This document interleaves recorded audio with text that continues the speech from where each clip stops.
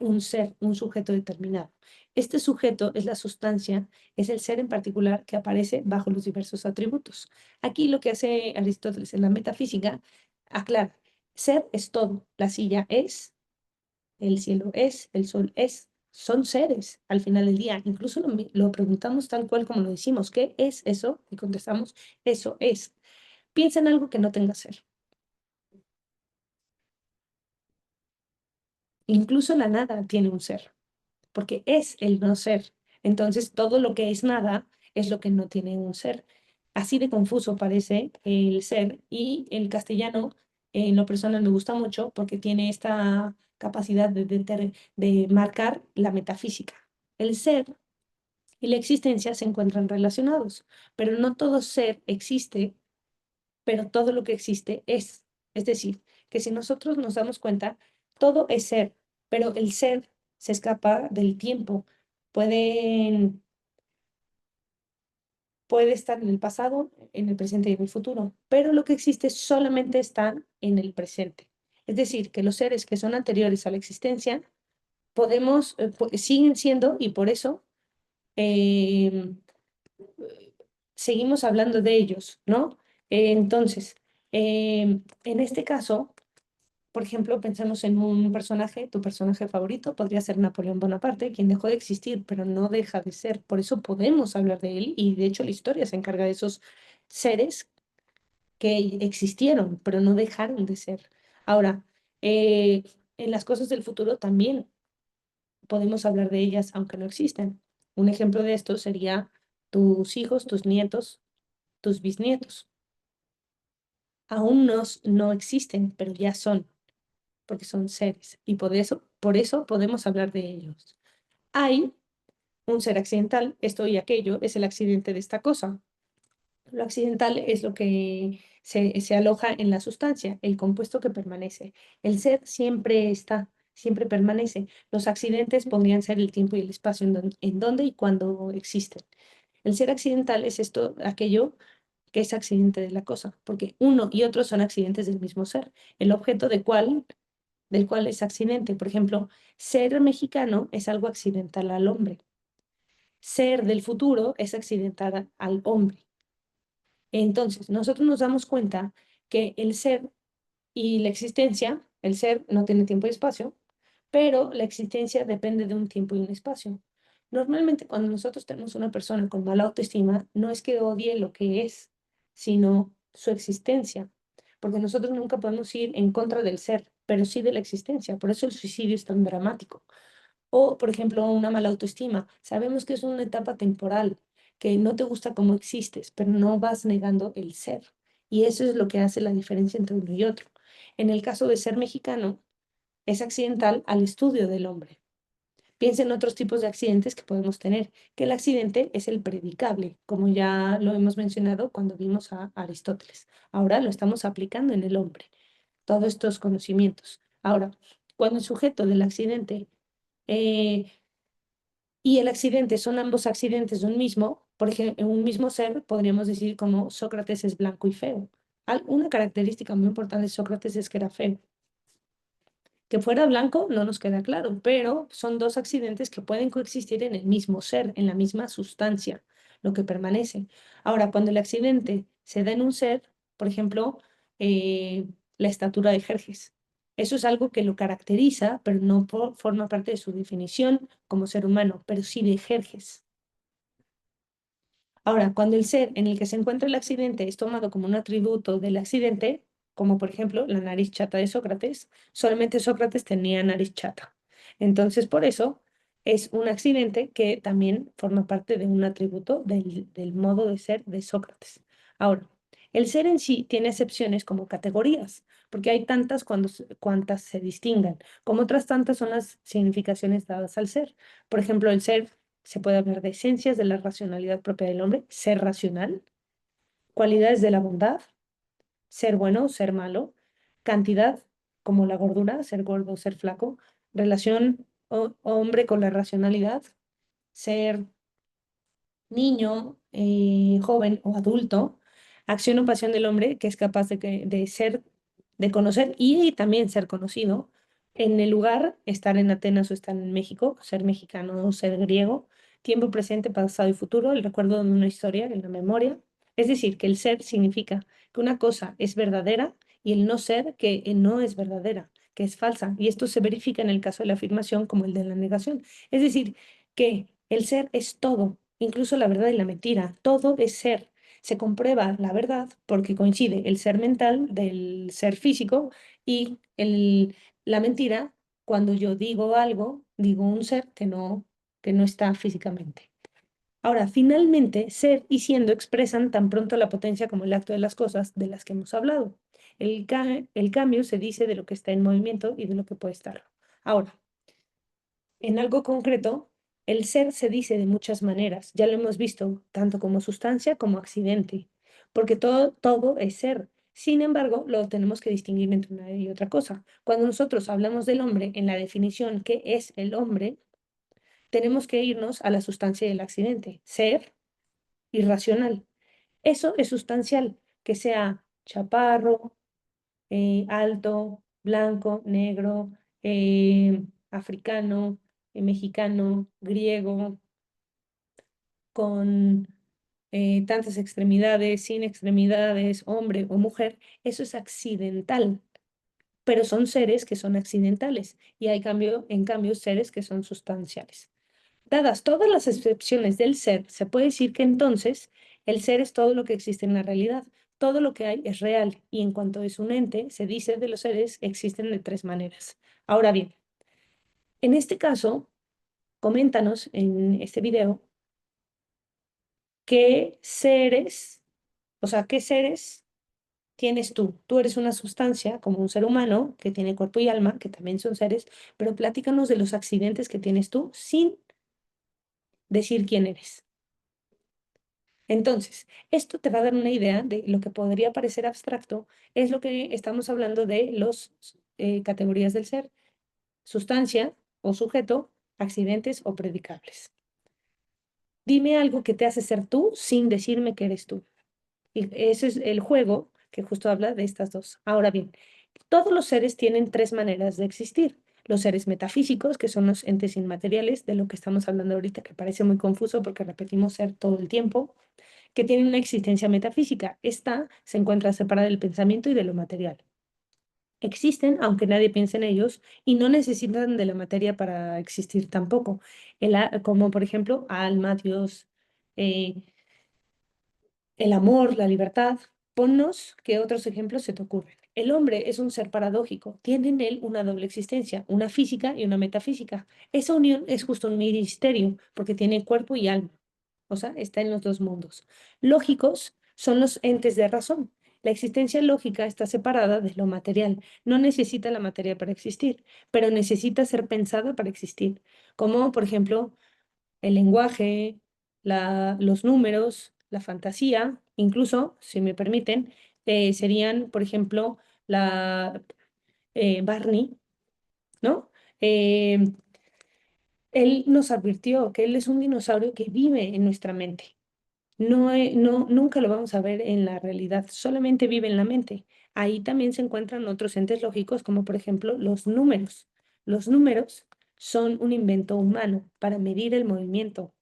Por eso nunca vamos a poder regresar en el tiempo, porque tendremos que regresar los movimientos que se hicieron. No es el segundo, o no es el número, ¿no? Y por otro lado están los seres físicos, que son los entes materiales. Ente es el acto de existir, es el acto de ser en el momento. Entonces, los entes físicos son los que existen de manera física o de manera material, lo que ocupa un lugar en el espacio. Es lo más evidente, lo corruptible, lo innegable, lo quebradizo, lo imperfecto, lo que es modificable. Este tipo de existencia está separada de lo intelectual, independientemente del pensamiento, existen. Se refieren a cosas materiales que pueden existir sin que las conozcamos. En estas hay dos tipos de seres que ocupan un lugar en el espacio. Los naturales, hechos por la naturaleza, como una piedra, y los artificiales, hechos por el hombre, como una silla.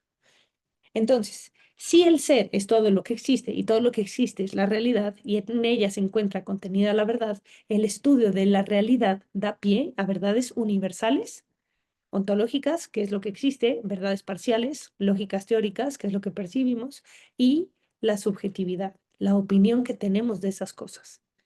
Entonces, si nosotros nos damos cuenta, la realidad es un ser y es verdadero. ¿Por qué? Porque hay alguien que lo percibe.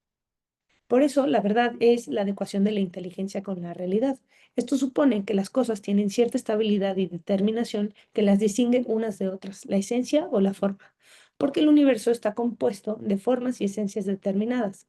Es lo que puedo conocer. Entonces, los seres que tengo en mi mente, que son los mentales, coinciden con los seres físicos. Ambos son reales. Sí, las sirenas son reales, porque viven en nuestra mente, al igual que Barney. No hay que confundirnos en eso. Y los seres físicos están fuera de mi mente y ocupan un lugar en el espacio. Y los seres metafísicos no ocupan un lugar en el espacio y tampoco están en mi mente. Entonces, por eso, todos estos son verdad. Ahora, el supuesto básico de toda ciencia y conocimiento ordenado es darnos cuenta de estas tres formas de existencia y reconocerlas de una manera lógica, de una manera ontológica o de una manera subjetiva. Ahora, existen dos tipos de verdades, la teórica, lógica y la práctica. La teórica es lógica, lo que digo es lo que hay, y la práctica es cuando yo tengo coherencia. Lo que digo que hago es lo que realmente me encuentro haciendo. Entonces, la relación entre la verdad teórica y la práctica es la coherencia que debe existir entre lo que pienso y lo que se vive. La coherencia podríamos también asimilarla con lo que sería la sinceridad. En el Renacimiento, cuando se buscaban hacer obras de arte, esculturas, buscaban que fueran perfectas. Si no eran perfectas, se simulaba o se tapaban los errores con cera.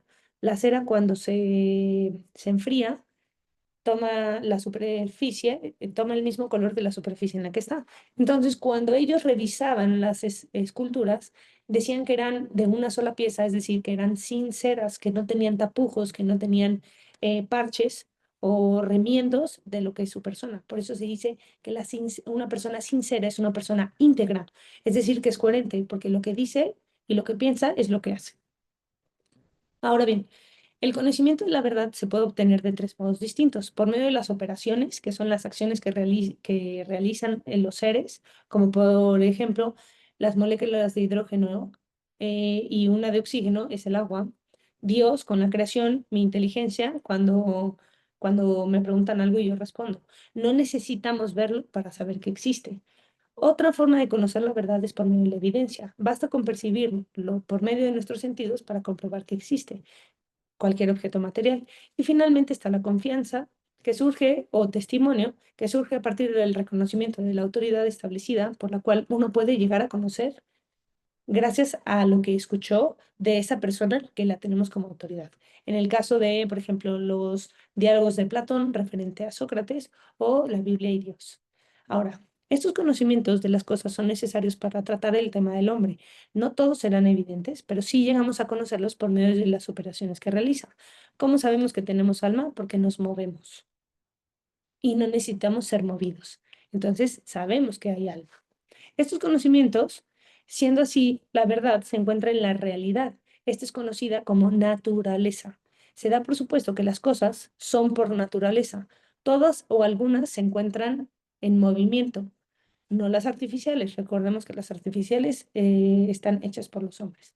Ahora, los principios de la realidad natural son los que es el inicio de todo. Principio de movimiento y de reposo en sí mismo es lo que sería el alma.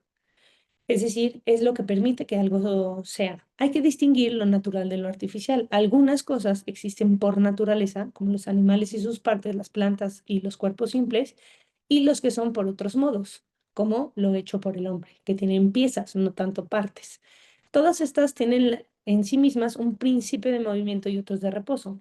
Si eres un ser vivo, tienes alma, que es lo que te permite, es el inicio del movimiento. Para conocer la naturaleza, entonces va a ser preciso reconocer el movimiento. Hay seres que se mueven por sí solos y hay seres que no se mueven por sí solos. Lo que cambia es en sí mismo y lo que es cambiado por otro. Por ejemplo, el hecho de que yo me pueda mover por mí misma, que probablemente quieres controlar todos mis movimientos y gestos de manos, que no lo puedes hacer porque eso depende de mí, Eso muestra la diferencia entre que yo pueda mover este bote que necesita ser movido por algo que lo mueva, ¿no? Entonces, estos principios eh, nos permiten, principios de movimiento, nos permite distinguir los seres que se mueven por sí mismos, a esos les llamamos alma, o los que están animados, y los no animados, que no tienen movimiento por sí solos. Ahora, el reposo va a ser el movimiento natural de los elementos a su fin. El fuego sube, las raíces bajan, las cosas que poseen esta naturaleza es substancial y los atributos que le permiten, que los pertenecen en lo que son por naturaleza. Es decir, por naturaleza se entiende la generación de las cosas que crecen, lo primero a partir de lo cual algo comienza a crecer o lo que crece siendo aquello inmanente en esto, aquello de donde se origina primeramente el movimiento que se da en cada una de las cosas que son por naturaleza, como lo sería el crecimiento, lo primero de lo cual es o se genera cualquiera de las cosas que son por naturaleza, siendo que yo algo informe o incapaz de cambiar su propia potencia. Por ejemplo, el bronce de la estatua o cómo están constituidas las cosas. Lo que hablamos de naturaleza es de lo que se forma eso. Entonces, por eso una estatua es de bronce. La naturaleza que tiene es del bronce, pero no porque el bronce no, generó la estatua, sino que se formó el bronce para que tú adquiriera la forma de ese objeto que se encuentra en la realidad. La entidad de las cosas que son por naturaleza, como por ejemplo la composición de las primeras cosas, los animales y sus partes. Es decir, todo ser animado le llamamos animal, plantas, animales y hombres. Eso tú lo puedes ver en la naturaleza. Ahora, de los seres naturales, existen dos tipos de seres naturales, los que tienen movimiento propio, como el crecimiento, o los que se constituyen por la naturaleza, como una piedra. La piedra, si nosotros nos damos cuenta, está formada por la erosión de las montañas, que a su vez las montañas están formadas por el movimiento de las placas tectónicas. Esto lo constituimos por naturaleza y hay otros que tienen movimiento propio. Lo único que distingue un ser vivo de uno muerto es el movimiento, o lo que distingue un ser vivo de un ser inerte es también el movimiento. Dado que la naturaleza es el escenario en donde la vida, la biología, se desarrolla y se distingue de otros seres estudiados por la física, es que no tienen movimiento. Entonces aquí distinguimos dos ciencias, la biología de la física. La física estudia el movimiento de los seres, sean vivos o no vivos. En cambio, la biología estudia el movimiento de solamente los seres que tienen vida. Ahora, cuando hablamos de un ser vivo, este es regido por una ley natural, intrínseca, dado que la propia definición del ser vivo la encontramos en el libro de la física de Aristóteles, es decir, el principio de movimiento es reposo. Entonces, significa que todo ser es capaz de moverse a sí mismo, nace, crece, se reproduce y muere. Entonces, siendo así, es considerado un viviente. Oye, ¿qué pasaría con el sol? Nace, crece y muere. Sí, pero viene de una reproducción. No, por ende, no es suficiente el requisito para que sea un ser vivo. Ahora bien, los seres vivos también pueden reproducirse. Hay solamente los hombres que pueden decidir reproducirse o no. En cambio, hay otros seres, incluidos los hombres también, que no pueden reproducirse, es decir, que son estériles o son infértiles. Esos seres no quiere decir que no sean vivos, sino más bien que vienen de una reproducción, simplemente no se pueden reproducir, como la mula. Piensa en otro animal y ponlo en los comentarios. Eh, Ahora, ya que está en potencia interna de actualizarse por medio del movimiento, potencia es lo que puede llegar a ser del acto, que es lo que ya es, nosotros no es que seamos sabios o que seamos ignorantes, nos encontramos aprendiendo estas cosas. Ese aprendiendo es lo que es el movimiento, somos estudiantes. Ya que estamos en potencia interna de actualizarnos por medio del movimiento, Dynamis, sin necesidad de ser movido por otro factor externo que no sea el mismo, desde el reposo y el cambio, por eso somos seres vivos. A esta potencia interna es lo que llamamos naturaleza o o física, la cual es la causa eficiente, aquello que hace que las cosas se hagan, lo que anima a las cosas para actuar. Existen diferentes tipos de movimiento según Aristóteles. El movimiento es la actualización de una potencia del ente que realiza hacia una potencia pasiva ante el cambio. Es decir, nosotros buscamos ser sabios en estos conocimientos, por eso estamos aquí aprendiendo de estos temas. Dicha actualización de la potencia viene al ser como natural o de acuerdo a su naturaleza. o puede también ser forzado o violentado en contra de su naturaleza. Es decir, que hay dos tipos de movimientos: el natural, que va de acuerdo a su naturaleza para llegar a su finalidad, y está el violento o la violencia, que es lo que me obliga a actuar en contra de mi naturaleza. Es decir, que cada vez que aviento una piedra al aire, voy en contra de su naturaleza, porque la piedra tiene que estar en el piso. De la misma manera que si yo empujo a otra persona para que empuje a otra y se caiga, voy en contra de su movimiento y eso le llamamos violencia. El movimiento entonces es causado por contrarios, del reposo al movimiento y viceversa. Nos movemos para reposar y del reposo nos movemos para reposar de otra manera. En esta clase nos estamos moviendo de la ignorancia de lo que se tiene acerca del conocimiento del hombre para llegar al conocimiento de lo que es el ser humano. Em, la naturaleza entonces tiene la capacidad de poseer ambos estados. Para Aristóteles, tener alma es estar vivo, es tener un movimiento sin necesidad de ser movido por otro. ¿Por qué el movimiento? Porque el movimiento existe a partir del acto y la potencia, del ser al llegar a ser para volver a ser. Es decir, que el hombre necesita ser más humano eh, actuando, no porque ya es un ser humano, sin embargo, perfecciona todas sus capacidades.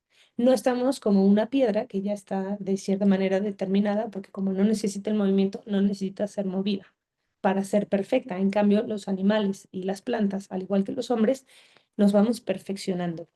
De una semilla sale una planta y a un tronco para llegar a su finalidad, flor o fruto, pero por eso necesita ser movida. En cambio, un objeto inerte ya no necesita movimiento para llegar a ser.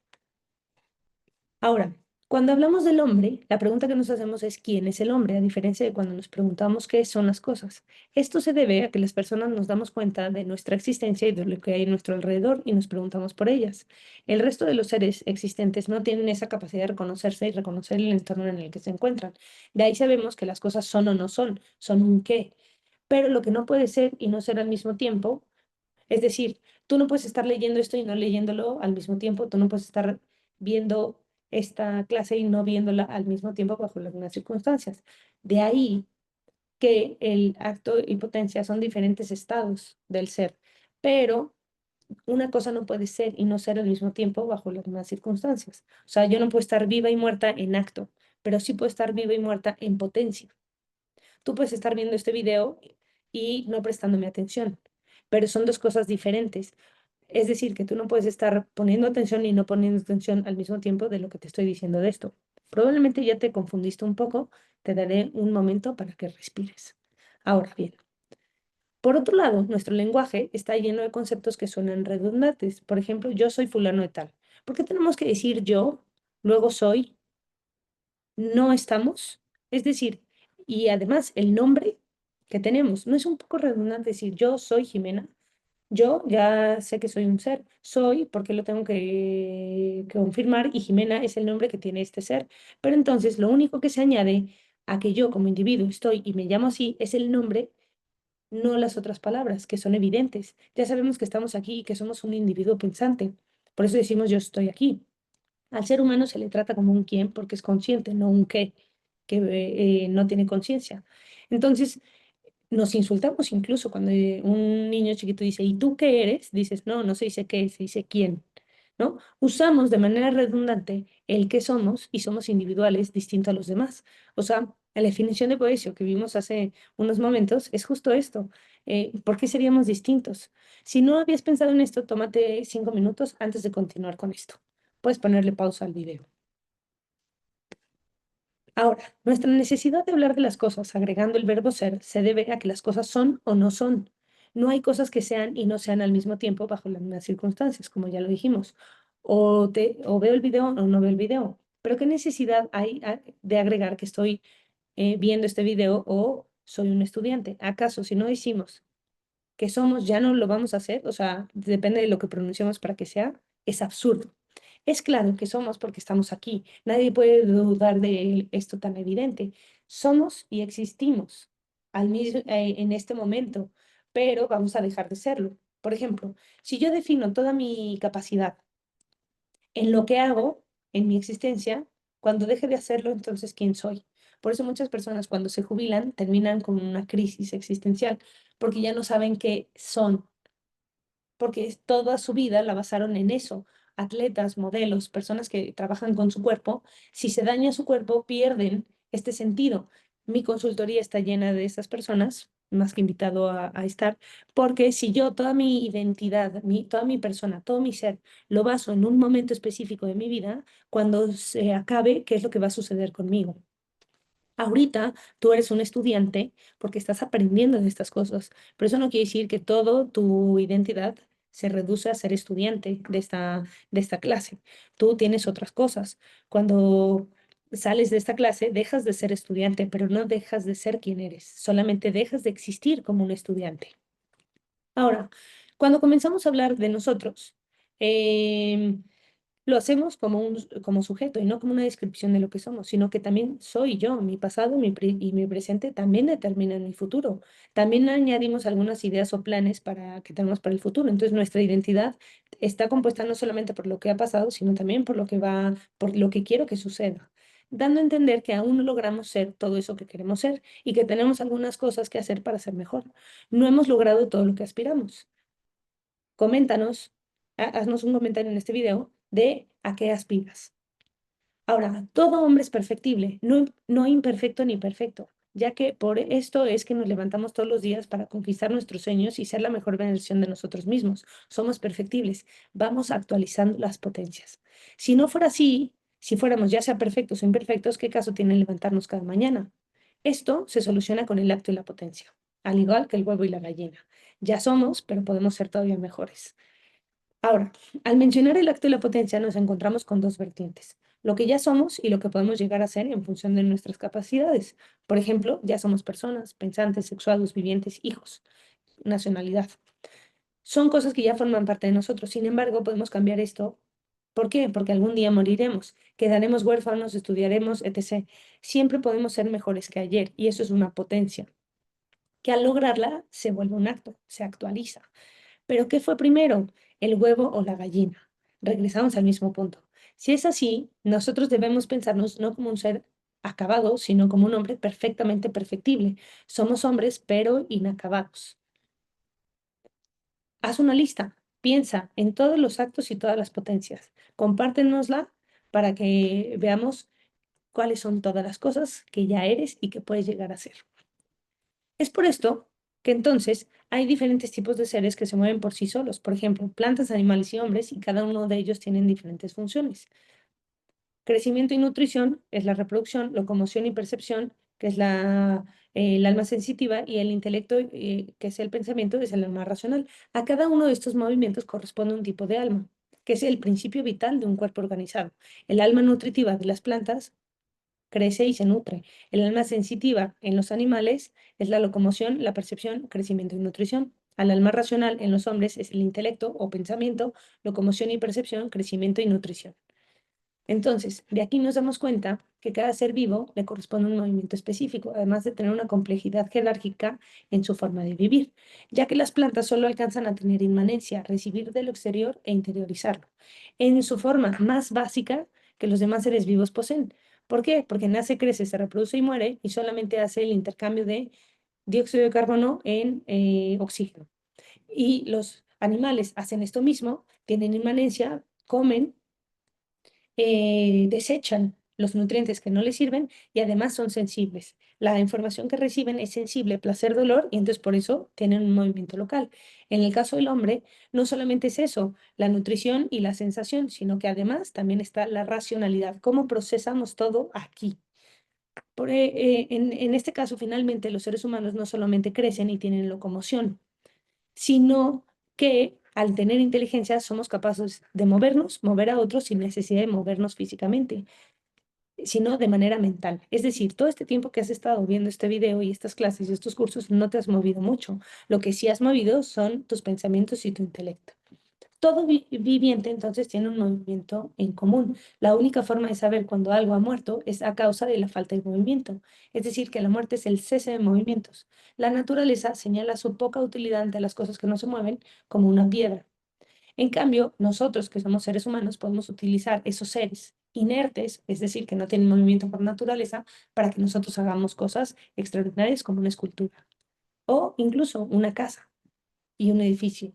Estar vivo quiere decir para un ser que se le queda dentro lo que ha hecho o lo que le ha pasado. Esto es lo que conocemos como inmanencia, es la capacidad de transformar el entorno y volverlo propio. Todos los seres vivos la tienen, ya que su pasado queda dentro del viviente como queda el alimento, los recuerdos, las destrezas adquiridas, el saber, etcétera. Todo esto queda dentro del viviente como información recibida y modifican su capacidad de recoger y transmitir esa información precisamente porque se quedan con ella. Por eso se puede educar, se puede entrenar y se puede adaptar. Por ejemplo, las plantas transforman el exterior oxígeno y lo interiorizan dióxido de carbono. Los animales asimilan el exterior, comidas, sensaciones, y lo interiorizan con nutrición o reacciones. Los hombres transforman el exterior, que es la realidad, y la interiorizan en un aprendizaje. El estudio de la antropología entonces toma estas bases que son fundamentales para el estudio del hombre, ya que éste forma parte del cosmos. Los principios constitutivos de la naturaleza, materia, forma y privación, bronce a partir del cual se hace la estatua, bronce, materia, forma, estatua, y la privación no tiene movimiento.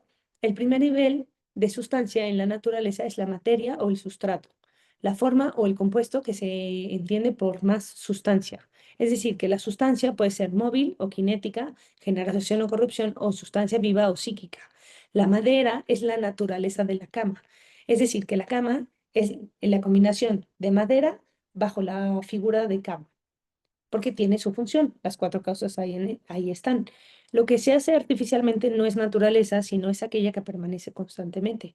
Para que haya naturaleza es que tiene que permanecer en el continuo de hacerse. Hay una praxis de permanencia, de perseverancia, de constancia. Todas las cosas tienen causas, no necesariamente cuatro, hay unas que tienen tres. Por ejemplo, los entes metafísicos o mentales tienen tres. El resto de las cosas materiales tienen cuatro. Materia, que responde a la pregunta de qué está hecho algo, ya que entiende los aspectos que conforman la cosa. No todo tiene causa material. Como ya dijimos, la formal, que responde a la pregunta ¿qué es? Ya que entiende a la cosa misma, todo ser tiene causa formal. La eficiente responde a la pregunta ¿quién la hizo o qué lo hace ser? Ya que tiende al origen de la cosa, siendo esta del hombre, si es artificial, o de la naturaleza o Dios, si es natural o creado. Todo está hecho por algo, ¿no? Pensemos en las cinco vías de la existencia de Dios, según Santo Tomás de Aquino, que lo vimos hace unos momentos, y la causa final que responde a la pregunta para qué está hecho, ya que tiene la finalidad de la cosa, la cual es originaria en su ejecución. Como vemos, estas causas son intrínsecas, constituyen al ser, la materia y la forma, y las extrínsecas tienen un principio fuera de ellas, la eficiente y la final. Si nosotros vemos el ejemplo en el ser humano, que es lo que nos compete en este curso, la causa material es el cuerpo, huesos, carne, músculos, todo lo que quieras. Causa formal, alma racional. ¿Por qué? Porque su movimiento es racional, porque pensamos. Y causa eficiente es un ser que viene de la naturaleza, no es artificial. Y causa final, ser feliz. ¿Por qué? Porque todo lo que hacemos es para ser feliz. Algo tú viste que en esta clase esto te va a llevar a ser feliz. No estás viendo esta clase nada más por admirarme a mí, lo cual espero que no sea el caso, sino más bien para aprender, porque crees que aprendiendo esto te va a llevar a ser feliz. Todo tiene un fin al que tiende durante su existencia por medio de la actualización de sus potencias. Si el hombre quiere ser feliz, tiene que hacer cosas para ser feliz. Cada cosa es un ser en sí mismo, pero no todas ellas son necesarias para que lo sean. Vamos explicándonos mejor. Hay cosas que son sustanciales, que forman parte necesaria para que una cosa sea, y otras cosas que son accidentales, que pueden estar y no estar en las cosas sin afectarlas por completo. Una persona con tatuajes es accidental. El tatuaje no forma parte de su personalidad. Un error es creer que mis atributos o mis gustos o mis preferencias o mis ideologías forman parte de mí. No, lo que forma parte de ti eres tú contigo mismo. Y es accidental las ideologías, las creencias, los accesorios, todo lo que crees estar convencido, pero no forma parte de ti. Ahora, sustancia, como ya dijimos, es aquello que permanece, es el ser en sí mismo. Accidente es aquello que puede no ser porque es un ser en otro, depende de otros para existir. Supongamos que tenemos un agua de limón. ¿Qué es lo que hace el agua de limón? La combinación de jugo de limón y el agua. ¿Podemos agregarle azúcar? Sí. Si se la agregamos, ¿alteramos la bebida? No, lo único que hace es endulzarlo. No deja de ser agua de limón. sino que es un agua de limón dulce. Eso es un accidente. ¿Qué es lo que permanece en la bebida? La combinación de agua y el zumo de limón. Sin estos dos componentes no tenemos agua de limón. Ahora, si te doy un refresco de limón, ¿es lo mismo que el agua de limón? No, porque hay un componente que transforma esa sustancia. ¿Tienen cosas en común? Sí, que es la sustancia, limón y el sabor a limón y el agua, pero no necesariamente si yo le pongo gas o le pongo un jarabe de limón, modifica y por eso le llamamos de otra manera. Por eso cuando nosotros le pedimos a un mesero que nos dé un agua de limón, tiene que venir limón. Se nos haría absurdo que de repente llegara y nos diera un agua de Jamaica. Eso no es lo que estamos pidiendo. Aunque sea un refresco de limón, no es lo mismo que un agua de limón. Incluso cambia. Por eso el nombre es tan importante. Las cosas nos refieren en el nombre, no que nosotros se las inventemos. Nos refieren en el nombre porque vemos en las cosas las cuatro causas, los actos, las potencias, la sustancia y el accidente, y es lo que hace la esencia. Lo mismo pasa con el hombre. Su sustancia es la combinación de cuerpo y alma. Estos componentes son indispensables para formar al hombre. El hombre no es cuerpo y tampoco es su alma solamente, sino el conjunto de cuerpo y alma. Es una nueva sustancia que surge de la combinación de anteriores. Intenta sacar las cuatro causas del cuerpo humano y sacar las causas del alma racional en este ejercicio y lo puedes comentar con nosotros en este video. Contrario a lo que se dice en la teoría dualista, el hombre no es la suma de partes, sino que conviven entre ellas, como diría Platón, que el hombre es su alma, o Descartes, que el hombre solamente es su cuerpo, sino más bien es el ilemorfismo. Ile, que viene de materia, formos, que viene de forma, es la conjunción de las diferentes sustancias para formar una nueva. Por lo que el hombre no solamente es una suma de sustancias, sino que se compone de ella. Si quitas el alma, no hay hombre. Si quitas el cuerpo, no hay hombre. Para que haya un hombre es necesario que tenga cuerpo y alma. Por eso yo no puedo decir que es mi cuerpo y yo decido comer piedras. No, porque soy yo quien está comiendo piedras, no es mi cuerpo, es el conjunto de cuerpo y alma. Viendo esto, entonces estamos listos para responder a la siguiente pregunta. ¿Quién soy yo? Vimos qué soy yo, ahora vamos hacia quién soy yo. Y ese quién soy yo es un cómo soy. Así como el hombre es un compuesto de partes, una materia, cuerpo, y un espiritual, alma, tienen facultades específicas que operan según su organización para actualizar sus potencias. El alma no se reduce solamente a un principio vital de un cuerpo organizado, sino que según sus movimientos y la inmanencia es capaz de realizar por medio de sus facultades, darse cuenta de su entorno. Entonces, ¿qué significa esto? En este caso, el darnos cuenta de nuestro entorno tiene que ver con no solamente seguir funciones vitales como dormir, comer, respirar, sino también de ser consciente de la realidad. Busca conocer y amar, inteligencia y voluntad. El hombre, si me permiten eh, el ejemplo, es como si estuviera condenado a conocer las cosas. Es como una maldición como la del rey Midas. Si recordamos la historia del rey Midas, hijo de Gordinas, un campesino que había llegado al trono de Frigia por voluntad de los dioses, creció obsesionado por las riquezas. Por ello, cuando Dionisio o Baco le ofreció un deseo por haber ayudado a Sileno, su compañero sátiro y borrachín, Midas le pidió que todo lo que tocase se convirtiese en oro. Todo iba bien hasta que sintió hambre. Cuando le trajeron comida, esta se convirtió también en oro. Lo mismo le sucedió con el vino, y tras el mismo resultado, Midas, espantado y muerto de hambre, le pidió a Dionisio que lo ayudase. Depende de la versión. Tradición, puede ser la hija, puede ser las mascotas, lo que quieras, pero los dioses se compadecen del rey Midas y le revierten el regalo que en realidad fue una condena. Bueno, esta condena de convertirlo todo en oro es parecida a lo que tiene el hombre. No solamente vive, sino que busca hacer sentido de todo lo que existe para darle un significado a su vida. No hay cosa alguna que le impida poner en conciencia todo aquello que se le presenta para hacerlo suyo, aprender, aprender con H. No es lo mismo aprender cosas que aprenderlas. La primera es una mera técnica y la segunda es hacer lo propio, es decir, la inmanencia. Si recordamos, la inmanencia es la capacidad de transformar lo exterior para hacer lo propio. En el caso del hombre es el conocimiento, inteligencia y sentidos y también sus tendencias, voluntad y apetitos. Los apetitos nos llevan a desear que el conocimiento, digamos que es eferente porque el sujeto es atraído por el objeto, en cambio para el conocimiento es aferente porque el sujeto trae para sí el objeto. Para que Se me antojan unas papas, necesito saber qué son las papas, no puedo amar lo que no conocemos. Entonces, el movimiento eferente es cuando yo me salgo de mí para ir hacia la cosa. El conocimiento aferente es cuando yo traigo la cosa hacia mí. Entonces, es un movimiento contrario. ¿Cómo comenzamos a conocer? Bueno, si un ser no está dotado de conocimiento, no se va a plantear esta cuestión. Por ejemplo, el perro nunca se ha preguntado si es perro o no es perro. Y si descubre que fuera perro, podría empezar a maullar.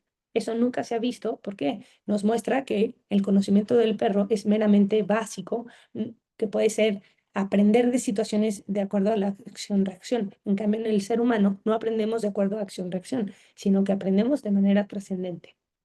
Si un ser entonces se plantea la cuestión, es que tiene conocimiento, entonces sabe lo que es. Por eso podemos conocer, como dice Descartes, pienso, luego existo. El primer tipo de conocimiento básico es el de la experiencia. Es una actividad habitual. Incluso si el ser es al principio pasivo, solamente conoce si reacciona. El conocimiento es esta reacción. No es absolutamente espontánea, pero lo es en el sentido que la causa exterior, por necesaria que sea, no bastaría para provocar si el ser no fuese vivo y no reaccionase de un modo estrictamente original. Por ejemplo, poner la mano en el fuego me quema. Todo lo tengo que experimentar. El conocimiento se da a partir de la experiencia, pero no solamente es una reacción, sino es una reacción informada, es una reacción reflexiva. Me doy cuenta que es lo que estoy haciendo mal. No es como que me queme y diga, nunca supe que me quemó, sino sabemos perfectamente bien cuál es la causa de eso. Esto lo vemos con los niños chiquitos, que se les advierte que no toquen el fuego y lo tienen que experimentar en cabeza propia. Y entonces por eso acercan la manita y se voltean contigo y te dicen, oye, me hizo daño ese fuego. Efectivamente, te lo dijimos. Sabes perfectamente bien qué es lo que qué es lo que te hace daño. Ahora, el conocimiento es una relación entre sujeto y objeto. Si me pica, me rasco, no antes. No es algo espontáneo que viene por que existo, sino no hay conocimiento sin sujeto que conozca y tampoco sin un objeto que le provoque o le dé un contenido en su acto. Es decir, no sentir es nada, es no sentir. No pensar en nada es no pensar. Es lo mismo que estar muertos. El ser humano siente y piensa todo el tiempo. Que te contesten nada es porque no te quieren decir. Eso ya es otra cosa. El conocimiento entonces puede ser explicado por Platón como con el mito de la caverna. Ahora bien, lo podemos modernizar un poco. Supongamos que nos encontramos atados frente a la televisión o redes sociales y pensamos que todo lo que está ahí es verdad. Sabemos que no es cierto, pero nos hacen creer como si lo fuera. Por eso hay mucha gente con ansiedad y estrés. Eso es lo que conoce Platón como el mundo de las sombras. Si se fijan, si nosotros nos vamos frente a la fogata, las figuras que se proyectan son sombras que distorsionan las cosas, son más alargadas, borrosas y no se distinguen. Piénsalo en redes sociales, siempre posteamos lo mejor que hay, pero no las cosas comunes y corrientes, en donde las cosas siempre van a pasar como tienen que pasar. Entonces, ahora, si nos desatamos de las cadenas y em, vemos que está mal y subimos para salir de la caverna, salir de la oscuridad, una vez que llegas a la superficie te duelen los ojos por la intensidad de la luz. Es lo que conocemos el efecto vampirazo. Hasta que te acostumbras a ver las cosas. Por primera vez te fijas que son claras y definidas y perfectas, no como lo veías en la tele o en la fogata. Ahora, como comienzas a ver las cosas tal cual como son, se te ocurre bajar a platicarle a tus amigos. La caverna es el momento que conocemos las cosas como son y no como parecen ser. Conocemos por medio de los sentidos para llegar a las esencias, como diría Aristóteles. Entonces, aquí, en este punto, el objeto y el sujeto son idénticos en cuanto que son. Lo que ocurre es una conciencia refleja. Siempre tiene que haber un sujeto para conocer un objeto. Dos objetos no se conocen. Por ejemplo, la silla en el piso no se conocen. Necesita haber un sujeto, tiene que haber una parte consciente para que conozca a un objeto. Entonces, hay una presencia real del objeto en el sujeto que preexiste el conocimiento. Ya no necesito estar en contacto con las cosas para saber que las conozco. Por eso los niños chiquitos necesitan la presencia al inicio, pero ya cuando dominan que la vaca la pueden traer en cualquier momento, en cualquier lado, se emocionan porque ya no dependo de ver una vaca para saber qué es, aunque sí necesito la presencialidad, lo que hago es como tomarle una especie de imagen para entonces, o fotografía, para que se quede en mi mente. Esa fotografía es lo que llamamos la causa formal. Si fuera material, imagínate de qué tamaño podría ser nuestra cabeza comparada con nuestro cuerpo. creo que estaría muy peligroso, ¿no? El objeto y el sujeto van a ser idénticos en cuanto que ambos son seres, nada más que uno es un ser consciente y el otro no. Eso es lo que ocurre en la conciencia refleja. Ahora sí, ¿dos personas podrían conocerse? ¿Dos sujetos podrían conocerse? No. Uno es como objeto de conocimiento y el otro es sujeto. No es que lo objetivicemos, sino que por eso cuando decimos, oye, yo me acuerdo que a ti te gustaba el helado de vainilla y ahora ya no, es porque somos un sujeto que vamos aprendiendo y conociendo y nos vamos perfeccionando, pero mi conocimiento se queda corto porque ya te dejé de conocer y entonces te vuelvo a reconocer. Por eso el reenamoramiento o el reconocimiento de las personas. Ahora, si conocemos por asociación de imágenes, sé que el perro existe porque he visto en mi casa uno igual. Entonces, si ladra, tiene cuatro patas, es perro. Pero cuando veo un gato, ya no es lo mismo, aunque cumple con las características de tener cuatro patas. Su sonido es distinto porque hay una diferencia en la operación que realiza. Entonces me fijo en lo que hace. Ya cuando identifico que el gato tiene diferentes comportamientos, que ya sé que es la diferencia específica con el perro, me emociona y entonces llamo la cosa por su nombre. El género más la diferencia específica. En el conocimiento, el objeto no va realmente de manera física dentro del sujeto. La piedra no entra en el ojo que la ve. Si entrase, aparte que lo destrozaría, ya no podría verla. Además, nuestra cabeza no tiene suficiente espacio para guardar esta información, sino que la desmaterializamos para conservarla. Así pues, el conocimiento solo es posible gracias a una imagen impresa en el sujeto por acción del objeto, como si fuera la causa formal. Le tomamos la foto a la causa formal, tenemos el qué es y el conocimiento capta el aspecto de las cosas. También eso lo podemos ir acompañando de accidentes. Ahora, si nosotros ponemos un elefante, como dice el cuento Idú de los tres ciegos conocen el mismo objeto por medio del tacto, por lo que uno concluye, esto es una pared, porque es grande y rugosa. Otro responde, esto no es una pared, es un ratón porque es pequeño y peludo, con una larga cola. El último desmiente a sus compañeros afirmando, esto no es ni una pared ni un ratón, es una serpiente porque se enrolla en mi mano y está húmeda. Los tres ciegos comienzan a pelearse por la razón que tienen presente, ya que por medio de sus sentidos conocieron el objeto. Sin embargo, los tres estaban equivocados. El objeto que tenían enfrente era un elefante. Cada uno percibía desde la experiencia que tenían algo distinto. ¿Quiere decir que estaban mal? No, simplemente no tenían el contexto, no tenían el objeto o la causa formal. Lo que empezaron a conocer fue algún aspecto de ese objeto y cada uno se fue a diferente parte del animal. Esto es lo mismo que nos sucede cuando conocemos algo. Probablemente solamente tenemos un aspecto y no todo. No por eso tenemos que imponernos. Eso de la verdad absoluta es que hay muchas verdades absolutas. No puede ser una sola. El acto directo del conocimiento, entonces, no versa sobre la imagen, sino sobre el objeto. Si pensamos en un árbol, cada uno representa en su mente un árbol distinto físicamente a otro, pero todos estamos pensando en el mismo significado. ¿Importaban los detalles o los accidentes? No. Conociendo su forma, se conoce su naturaleza, porque es su forma lo que le especifica y le confiere su naturaleza y sus actividades, no los accidentes. Es distinto al juego de veo, veo. Empiezo por los accidentes y nos damos cuenta que compartimos todo eso. Intenta jugar veo, veo y date cuenta, explica algo y ponlo en los comentarios. Intenta describir algo sin definir qué es, sin decir su causa formal, solamente los puros accidentes. Ahora, la experiencia solamente nos presenta dos grados de conocimiento, el conocimiento sensible y el conocimiento intelectual. El primero tiene un objeto concreto, singular y material. El segundo tiene un objeto desmaterializado y abstracto, nos muestra la esencia. Su sujeto espiritual, aunque dependiente extrínsecamente del cuerpo. El conocimiento sensible, entonces, tiene como objeto los sentidos en el medio físico, universal o material, o el conjunto de cuerpos que estamos en relación. Cada sentido tiene su objeto propio. La vista ve colores, el gusto, los sabores, el olfato, los olores, el tacto, la sensación y el oído, los sonidos. Cada sentido tiene un objeto. Oído, oreja, vista, ojo o tiene un órgano. Tacto, piel, gusto, lengua, olfato, nariz. ¿Son activos o son pasivos? ¿Haces algo para ver mejor? En mi caso, yo tengo lentes, yo pago para ver. Em, por más zanahorias que coma o más lejos que me siente de la tele, no voy a poder ver mejor. Estos sentidos son pasivos, ya que no necesitan esforzarse para recibir los impulsos.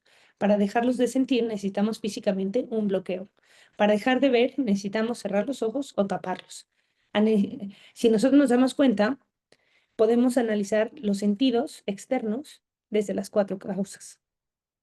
Te invito a hacer la actividad, establece las cuatro causas en cada uno de los sentidos. Obviamente la causa formal ya es el sentido, que es el oído, el tacto, el olfato, el gusto y la vista. Te quedaría identificar la causa material, la causa eficiente y la causa final. Ahora, una vez terminada esta actividad, si yo te intercambio la felicidad por cada uno de los sentidos, ¿cuál sería? Cada uno de estos sentidos es necesario para vivir. Son facultades con las que podemos conocer la realidad que nos rodea. ¿Qué pasa con alguien que no tiene sensibilidad? ¿Podría conocer la realidad como quien sí la tiene? Porque no se limita a un aspecto, sin embargo, la conoce desde su perspectiva. Es exactamente el mismo conocimiento, como es el caso de Helen Keller. Ella es nace en Sucumbia en 1880 y muere en Easton en 1978. Era una escritora norteamericana, invidente y sordomuda. Se especializó en la educación especial para discapacitados. Es la primera mujer que tiene con discapacidad, el primer ser humano con discapacidad, y además era mujer, que tiene un título académico y un posgrado. A causa de una grave enfermedad que le acometió a los 19 meses de edad, Keller perdió la vista y el oído, lo que le impidió desarrollar el habla durante sus primeros años de vida. Cuando cumplió los 6 años, sus padres contrataron una institutriz irlandesa, Anna Sullivan, quien le enseñó el lenguaje de sordomudos y le marcaría un giro radical en su vida. De hecho, su actividad favorita era escuchar el radio. Oye, pero ¿cómo si no tiene, si era sorda? Bueno, por las vibraciones, tenía el tacto y podía identificar el ritmo. Por cierto, las personas sordas son los mejores bailarines que hay, porque sienten el ritmo. En cambio, nosotros difícilmente nos dejamos sentir con el ritmo, si solamente lo reducimos al oído. Ahora bien, los sentidos solo nos dan a conocer los accidentes exteriores de la cosa, su naturaleza y la utilidad que tienen. La sensación es un tipo de conocimiento que revela algo, un aspecto de la naturaleza, pero no todo el conocimiento. El conocimiento es por las formas. No dependemos de los sentidos para conocer, pero sí dependemos de los sentidos para saber que estamos vivos. Todo conocimiento es relativo. Primero, un objeto existe solamente para la relación que lo constituye como conocimiento y también es relativo al sujeto, tener frío o calor. El conocimiento sensible, entonces, es inmediato. Se produce sin discurso, sin razonamiento. Su acción es portadora de la forma y esta forma es recibida por un sentido apto para asimilarlo. Los sentidos son la única función de conocimiento que nos pone en contacto con la realidad o lo que existe. Las funciones llamadas sentidos internos tienen por objeto un estado de conciencia. Aunque son internos en el cuerpo, se siguen basándose en lo exterior. Están alojados en el cerebro, pero no sabemos en dónde está. Por ejemplo, el sentido común, su objeto son las sensaciones de los demás sentidos. De ella procede la aptitud para sentir los 5 sentidos externos y en ella se terminan las impresiones que reciben los objetos. Digamos que es como una especie de filtro o coladera. Filtra las sensaciones según la categoría para evitar confundir las sensaciones. Por eso no es posible decir me duele verde. Inténtalo, vas a ver que te van a tirar de loco. Probablemente no lo intentes porque te van a meter al manicomio. Mejor dejémoslo así. Yo no puedo oler los sonidos, tampoco puedo saborear los colores, o sea, eso sería imposible. Si esto es así es porque estás bajo sustancias poco legales. Ahora, el siguiente sentido es la imaginación. Toma del sentido común los filtros, o sea, las sensaciones, las percepciones ya filtradas, y esta se manifiesta porque consiste en representar un objeto sensible, porque es concreto. Nadie puede imaginarse algo que no existe.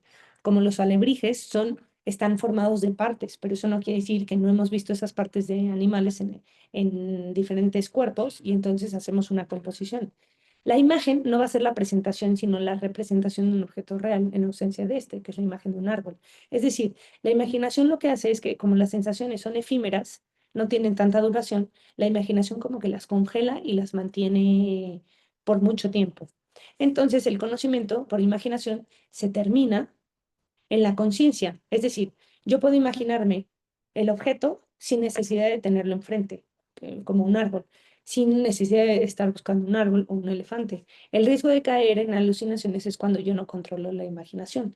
Su objeto es el fantasma o lo imaginario. No tiene existencia fuera del acto que lo ve. La imaginación como conocimiento supone dos funciones que son anteriores a ella que la hacen posible. La conservación de la percepción y la reproducción de imágenes sin tiempo y espacio.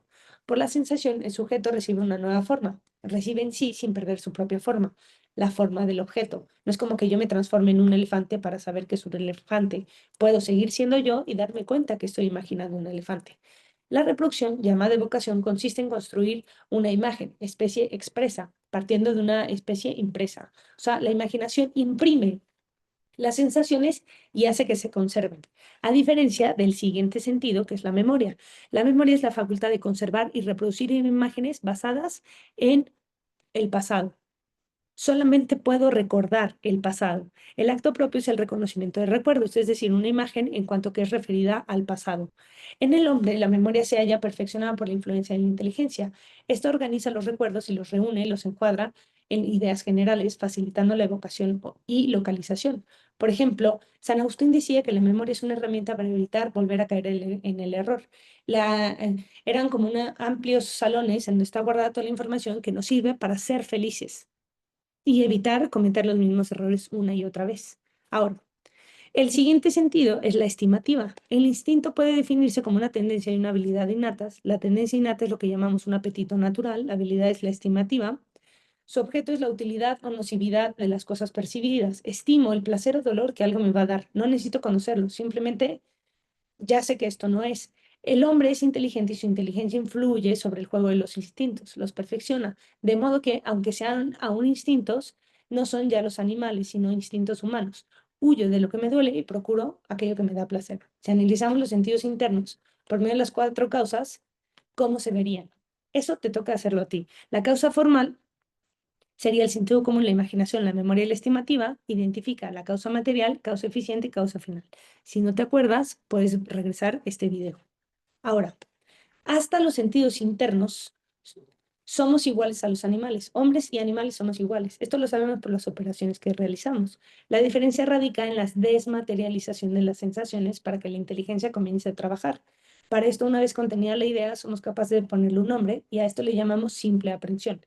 La simple aprehensión es hacer propio el objeto de nuestro conocimiento, es decir, le ponemos nombre, el ser conscientes de lo que conocemos que nos lleva a nombrar cada cosa para separarlas del resto e identificarlas.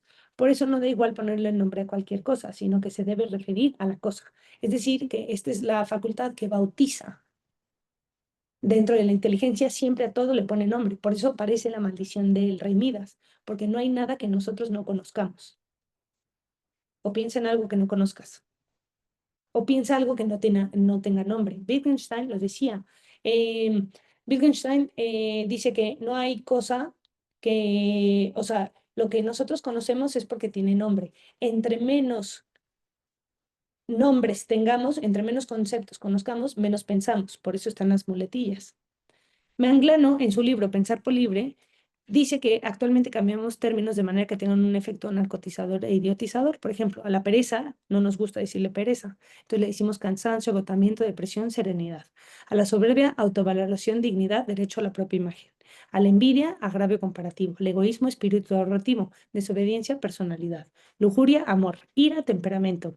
Gula, mientras uno es joven le decimos hambre. Cuando ya es maduro el hombre, el apetito, y a la vejez le decimos gastronomía. Cobardía, prudencia, insumisión, mediocridad, humildad, calumnia, libertad de expresión, cotilleo, crítica constructiva. Es decir, que si nosotros vamos cambiando el nombre a las cosas, nosotros somos los que nos atentamos, no que la cosa cambie, porque nosotros no podemos hacer que la cosa cambie.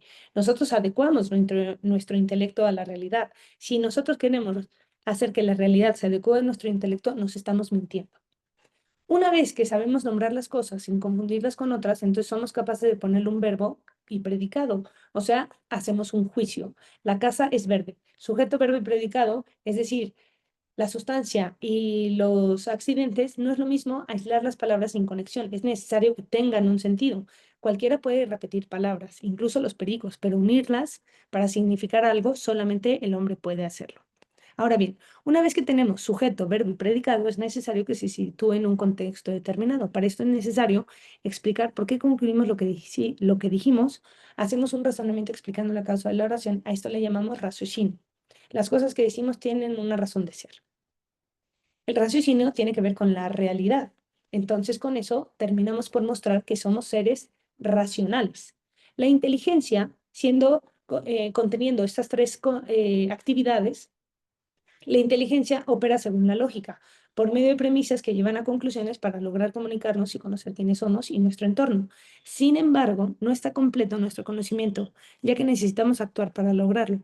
Lo que es necesario querer es conocer las cosas. Esto viene de la voluntad. La voluntad es la facultad espiritual que permite tender a los bienes que son presentados por la inteligencia. La voluntad no es una tendencia ciega, sino un apetito racional que se mueve hacia lo que la inteligencia le presenta como un bien. La voluntad no acepta de manera necesaria las propuestas de la inteligencia, puede también quererlas o rechazarlas. La voluntad, entonces, tiene la capacidad de mover todas las demás facultades, excepto las vegetativas, sobre las cuales su dominio es casi nulo. O sea, si tengo ganas de ir al baño, no hay voluntad suficiente para evitar ir al baño, a la ejecución de estos respectivos actos. Por ejemplo, si vamos a un restaurante que nos sirven de todo, ¿qué pedimos? Es muy difícil cuando tenemos muchísimas opciones, tantas opciones y todo es muy bueno, porque le preguntamos al mesero qué es lo que tiene. Una vez que nos dice qué es lo que hay, ya determinamos con la inteligencia y entonces la voluntad puede elegir más fácil. Somos capaces de escoger con mayor acierto según lo que conocemos. Si tienes antojo de hamburguesa, ya sabes qué pedir, pero si todo está bueno y no sabes qué pedir, se nos hace imposible. Ahora, si nos dice que de tomar refrescos y nosotros sabemos que esto nos hace daño y no nos gusta, somos capaces de rechazar las opciones dadas por la inteligencia y no elegir nada. Podemos decir que la voluntad tiene una intención y toma una decisión para ejecutarlo por medio de una acción, siempre de la mano con la información que la inteligencia le propone. Si la inteligencia lo que le propone no es suficiente, puede decidir no hacerlo. La inteligencia le puede presentar las cosas a la voluntad como diferentes tipos de bienes. Incluso las cosas malas hay un beneficio. La voluntad, como no distingue entre los bienes mayores y bienes inferiores, puede elegir la que más le agrade. Sin embargo, sí puede, con ayuda de la inteligencia, distinguir cuál es el bien mayor y cuál es el bien menor. Ahora, el hombre no solamente es la razón y los sentidos, también responde a lo que sucede a su alrededor. Ahora bien, la respuesta, la afectividad es como el pegamento que une el cuerpo y el alma. La respuesta interna a un estímulo externo. Es decir, la afectividad es cómo nos afecta todo lo que está sucediendo en nuestro alrededor. Entonces, tiene que haber una armonía entre la inteligencia, la voluntad, los sentimientos y las pasiones al actuar. Encargar a la razón el resto de las dimensiones humanas para controlar los actos que nosotros tenemos es lo más sano. Control no significa opresión, control es saber guiarlos. La forma en la que reaccionamos a las cosas y su afectación se encuentra en el temperamento, el carácter y la personalidad. Estas son la configuración de lo que caracteriza a cada ser humano de manera individual según la personalidad de cada uno. Se construye partiendo de una base genética heredada sobre una educación determinada, adquirida por hábitos, vicios, virtudes y sobre todo por la propia actividad libre. Ahora, ¿cómo debería sentirme? Forma parte de quién soy yo. El temperamento es el conjunto de inclinaciones innatas propias de un individuo. Es la base genética heredada que resulta bastante estable, difícil de variar, pero no imposible. Y entonces el temperamento se compone de tres ingredientes. La emotividad es en cuanto la persona reacciona de un modo vivo ante un acontecimiento, un estímulo interno o externo. Emotivo, no emotivo. Actividad, aquella persona a la que el obstáculo refuerza la acción. Es la necesidad de llevar a cabo lo que se piensa y puede ser activa o pasiva. La resonancia es una impresión que puede producir en la conciencia de la persona un efecto fugaz o duradero. Se distingue entre primario y secundario. Primario es, por ejemplo, como escribir en arena. Secundario es como escribir en cemento, en concreto. Los primarios pues olvidan fácilmente, son impulsivos, son móviles, tienen menos tienden a ser menos resentidos, poco puntuales, actúan por resultados inmediatos. En cambio, los secundarios prolongan las impresiones, son más rencorosos, tradicionalistas, piensan antes de actuar, son estables, persistentes, puntuales. Esto no quiere decir que sea bueno o malo, simplemente son las cualidades que hay. El carácter está sobre el temperamento, es más flexible y fácil de modificar que el temperamento. Influye en este factores ambientales, culturales y educativos. Perfilan un modo de ser único y peculiar. Los sentimientos juegan un papel muy importante porque es definido como el conjunto de hábitos buenos que configuran a una persona de manera única. Es decir, que a pesar del sentimiento, a pesar de la emoción que yo puedo tener, puedo yo incluso tener hábitos buenos o malos, ¿no? El hábito malo pone la excusa al sentimiento.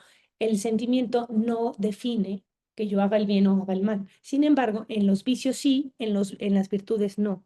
Los hábitos buenos configuran a la persona de manera única, mediante el cual el sujeto adquiere una personalidad y la estructura propia.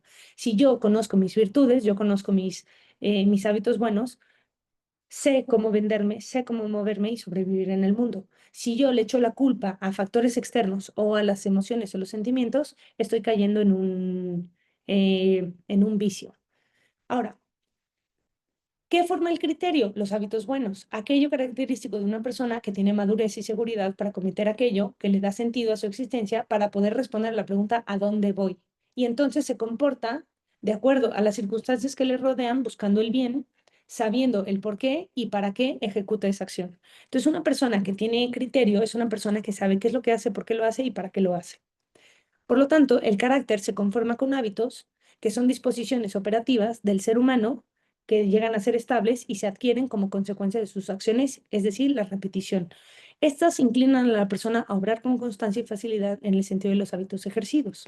Ahora bien, los hábitos son la adquisición que llega a tener el carácter de una posesión personal intransferible.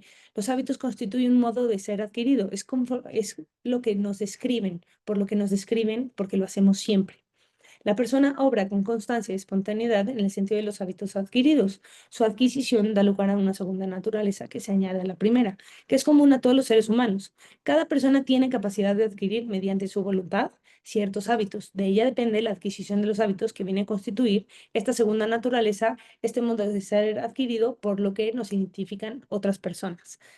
Cada quien es arquitecto de su propio destino. Entre los diferentes hábitos se distinguen dos tipos: aquellos a los que corresponde una armonía de las diferentes facultades y aquellos que no corresponde a esa armonía. Los primeros se llaman virtudes, los segundos se llaman vicios.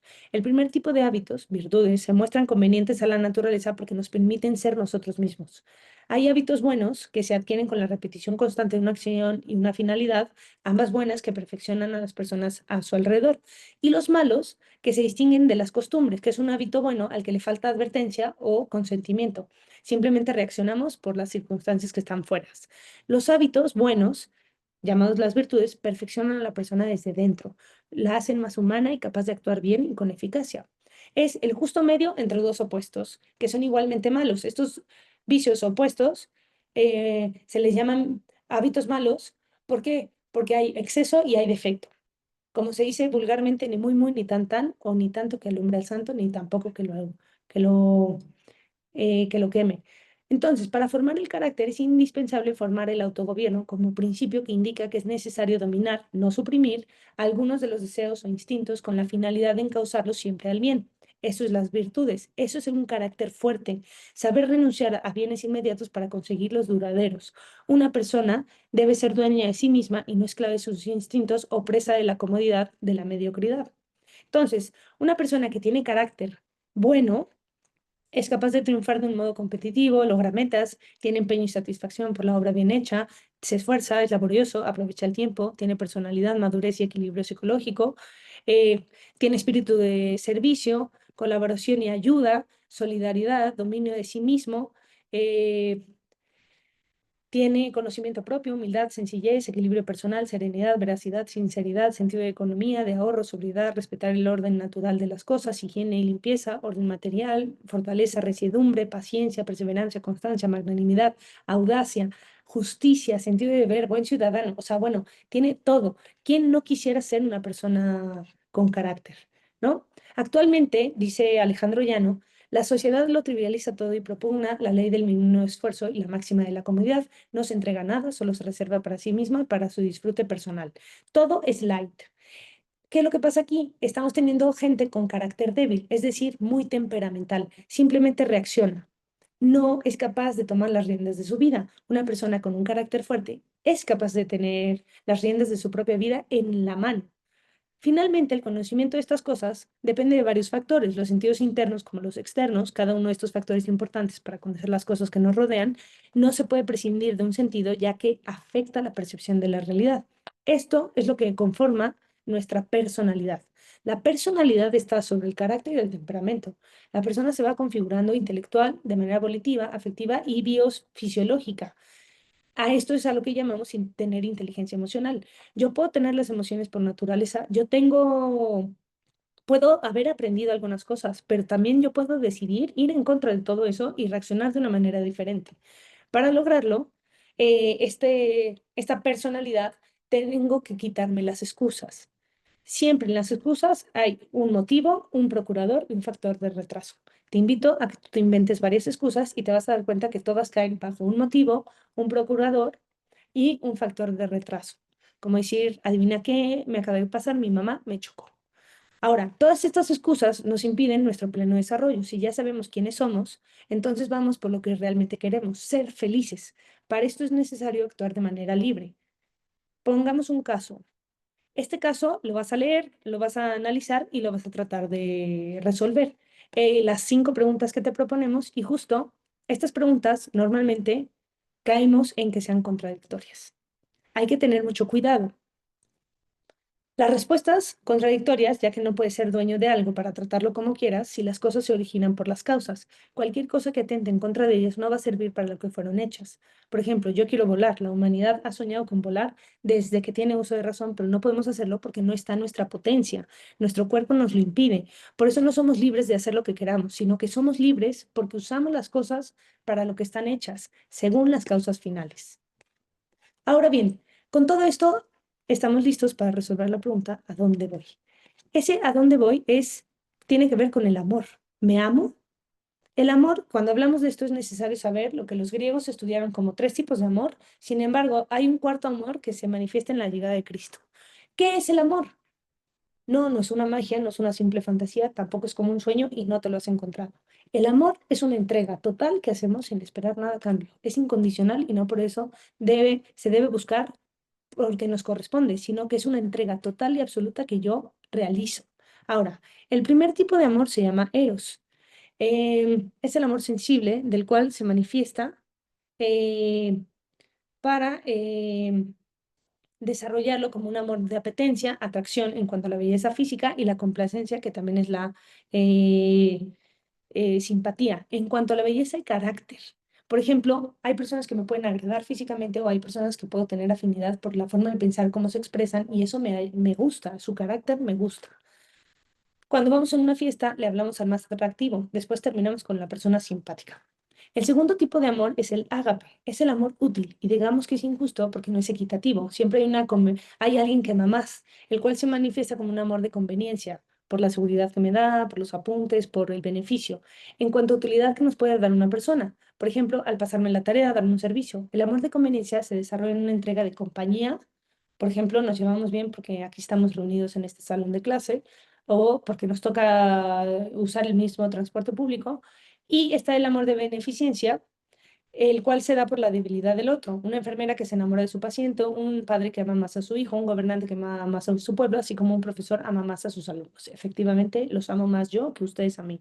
El amor de concurrencia, el cual se da por los objetivos comunes o intereses que nos unen, como irle al mismo equipo deportivo. Este segundo tipo de amor, con todas estas variaciones, si se pierde o se va o ya no compartimos el mismo gusto, afinidad o ya no pasamos el mismo tiempo, no tenemos ni idea. Pero en el tiempo que estamos nos entregamos. El tercer tipo de amor es la filia. Este es el amor que todos ansiamos al ser un amor de benevolencia. Es la amistad la que se encuentra aquí. Se le llama filial ya que es un amor que se da entre hermanos o quienes amamos por el bien del otro y no por la conveniencia, compañía, beneficio o atractivo, sino que más bien es por el simple hecho de buscar el bien de esa persona. Entre hermanos así pasa, cuando tienes hermanos no te queda de otra más que amarlos. Lo mismo con los amigos, se vuelven como hermanos. Aristóteles lo describe como cuando dos cuerpos comparten la misma alma, son tan iguales que piensan del mismo modo.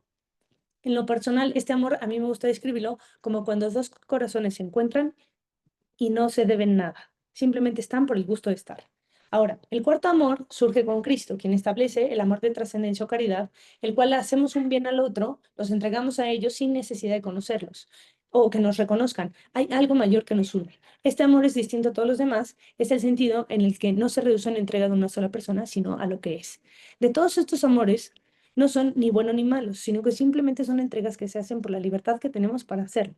Sin embargo, existen unos amores más plenos que otros, que nos llenan más que otros, otros que comienzan con una entrega y pueden ir creciendo a un amor de Eros y llegar a uno filial. Cuando nos damos a los demás, somos más felices que cuando nos quedamos con los placeres. Es por eso que el hombre está hecho para amar, no solamente para ser amado. También la pregunta de la trascendencia forma parte de hacia dónde voy, qué es lo que puedo hacer. Todo hombre busca la felicidad y esta se encuentra cuando actualiza sus potencias en cada una de las facultades que posee, corporales, en los sentidos y apetitos, y las espirituales, en la inteligencia y voluntad. Los hombres no estamos acostumbrados a vivir en el momento, ya que constantemente estamos preguntándonos lo que pasaría después o querer saber qué es lo que nos agrada se prolongue. La vida no se vive en un instante, sino que todo lo hacemos para un fin, ser feliz. Es por eso que grandes personalidades como Víctor Frank, estando en una situación límite, encerrado en un campo de concentración, encontró el sentido de su vida aún en las condiciones más miserables.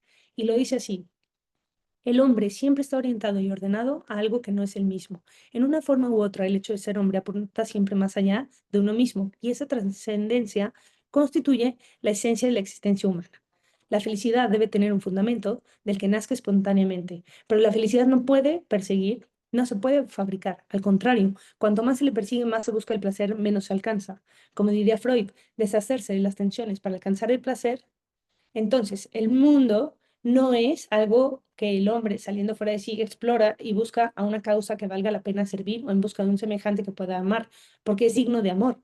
Toda realidad humana se caracteriza en efecto por su autotrascendencia, esto es, por la orientación hacia algo o hacia alguien, mas no hacia sí mismo, al menos no primariamente hacia sí mismo. Cuando yo me pongo al servicio de algo, tengo presente ese algo y no a mí mismo. Y en el amor a un semejante me pierdo de vista de mí mismo. Yo solo puedo ser plenamente hombre y realizar mi individualidad en la medida que me trasciendo a mí mismo, de cara a algo o a alguien, y no mi autorrealización. Entonces, las cosas que realizamos hoy tienen una repercusión en el mañana, porque nuestra propia naturaleza nos hace amar más, ya que nos hace ser felices aquí y ahora por lo que hacemos. Nuestro futuro depende de nuestro presente para ser felices. Es por eso que la trascendencia está unida a la felicidad. El tiempo es también físico, lo percibimos en el movimiento de las cosas y por nuestros sentidos sucediendo del pasado al futuro por medio del presente. En la persona humana situada en el tiempo, este debe ser un reflejo, como lo es en la lectura de un libro, en nuestra vida, en un curso, cosas que dependen de nosotros mismos que sean así, un final feliz o miserable. Una vez que logramos encontrar nuestro fin, nos acordamos de las cosas pasadas y buscamos mejorar. También con la imaginación proyectamos nuestros recuerdos y nuestras acciones al futuro para poder prever si con eso llegamos a nuestro fin anhelado. Es por medio de la reflexión nos damos cuenta de nuestras acciones si concuerdan con lo que queremos y nos corregimos. Hoy día se dice mucho, el exceso de pasado causa depresión, el exceso de futuro causa ansiedad. ¿Qué es lo que nos remedia frente a esta situación? El presente, sin perder de vista el pasado, quiénes somos y hacia dónde vamos. ¿Puedo yo entonces ser feliz? ¿Que esa es la causa final hacia donde nos dirigimos todos? Sí. La felicidad no tiene una medida numérica, pero sí podemos cuantificarla al compararla con otros bienes. Existen diferentes bienes, así como la Maslow lo muestra en su escala de autorrealización, que es el desarrollo de potencial individual, reconocimiento, autoestima y estima de los demás, necesidades sociales, amor, efecto, sentimiento o pertenencia de un grupo. Necesidades de seguridad, refugio, protección contra el peligro y necesidades físicas, salud y comida. Sin embargo, cada uno de estos bienes es necesario para llenarnos de sentido. No nos podemos enfocar en uno solo, sino que podemos incluso desordenarlos. Em, si hacemos una escala del 1 al 10, podemos darnos cuenta que los bienes que nos presentan pueden darnos todos placer, pero solo pocos nos dan una felicidad plena que nos permite realizarnos. Por ejemplo, si comemos un helado en un día caluroso, nos da felicidad, pero no dura más que cuando viajamos o estamos con amigos. La escala de felicidad se mide también por su intensidad y duración. Si no falta alguno de estos dos factores, entonces estamos incompletos. Es por eso que las personas que depositan toda su felicidad en cosas pasajeras se encadenan a ellas para conseguir la misma sensación placentera una y otra vez y cada vez es más difícil conseguirla. La felicidad es duración, pero también es control. Lo que menos controlamos es lo que más dura en nuestra vida interior. No buscar la duración fuera, sino que nosotros revivamos ese momento en donde fuimos útiles o servimos para los demás. La felicidad entonces se compone de la satisfacción corporal y de la plenitud espiritual, con la que nos realizamos por completo. La diferencia entre estas es que la primera la controlamos nosotros, la satisfacción corporal, y la segunda surge espontáneamente. Ambas se gozan. Ahora, ya he estudiado las facultades del hombre, entonces, ¿cómo sé quién soy yo? conociendo lo que no soy yo, es decir, la alteridad. Y esta es la autocomprensión. No basta apuntar a los hechos naturales humanos, sino que hace falta juzgarlos y examinarlos. El relativismo cultural es la ausencia de reflexión filosófica, es la ausencia de criterio, la falta de criterio. Esta reflexión nos lleva más allá de los hechos culturales, pero busca en realidad que sean universales. Se debe tener una visión metacultural, es decir, más allá de la cultura. Lo propio de la antropología filosófica no es el tema de estudio, pues toma información de muchas otras ciencias, sino del enfoque humano con el que se evalúa lo humano, entre que otras ciencias lo analizan. En suma, si estudiamos al hombre, ¿quién soy yo? Desde las cuatro causas, nos damos cuenta que la causa formal del hombre es el cuerpo, la causa material, la eficiente es la naturaleza y la causa final es la felicidad. En el caso del alma, no tiene causa material, causa eficiente es un movimiento y la causa final es un movimiento racional. En el cuerpo, la causa material son los órganos, la causa eficiente es la naturaleza y la causa final es recibir el alma. Los apetitos, a su vez, van a tener ciertas facultades que si nosotros utilizamos las cuatro causas, nos podemos dar cuenta que todo el tiempo esto depende de nosotros. Ahora que sabes todo lo que eres, ya puedes estar seguro que pase lo que pase, el conocimiento que tienes acerca de ti mismo depende de ti, para actuar conforme a lo que quieres y buscas. Ya resolvimos las preguntas más importantes de nuestra vida. ¿Quién soy, de dónde vengo y a dónde voy? Faltaría una cuarta, pero eso es otra ciencia que se llama ética. ¿Cómo lo voy a lograr? Hasta ahora fue todo un gusto platicarte de esta ciencia, la antropología filosófica. Esperemos que te haya enriquecido en tu vida personal, que te permita hacer más cosas y, por supuesto, recomiéndanos, danos un like, síguenos en redes sociales y seguimos en contacto. Hasta pronto.